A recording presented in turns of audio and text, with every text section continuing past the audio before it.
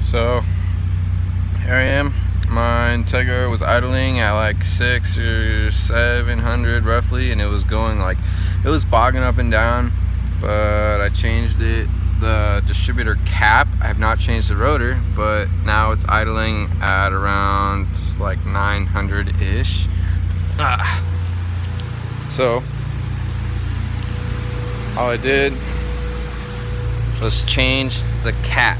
Now, as you can see, there's like some wear and tear. There's like some wear and tear on where the contact is. There's definitely on the, I couldn't get the rotor to meet up together, so all I did was change this, and hopefully it stopped the problem, because I was misfiring on all cylinders. So when the code came on, it said misfire on 1, 2, 3, and 4. Hopefully that check engine light will come off, but we'll see. I'll update it again maybe in a little while.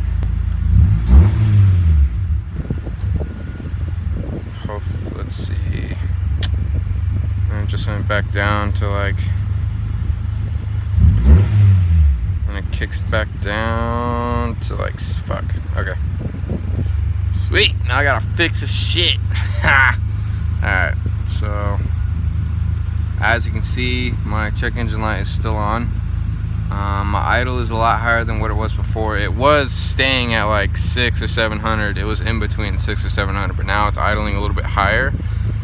It is slowly staying. Damn. Okay.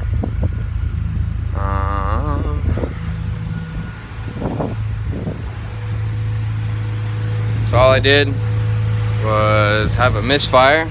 I have not changed the distributor, I have not changed the wires yet, and I have not changed the plugs yet. First thing I did was change the cap. If it continues to happen, then I'll take off the rotor. Take off the cap, change the rotor to a new rotor that I have.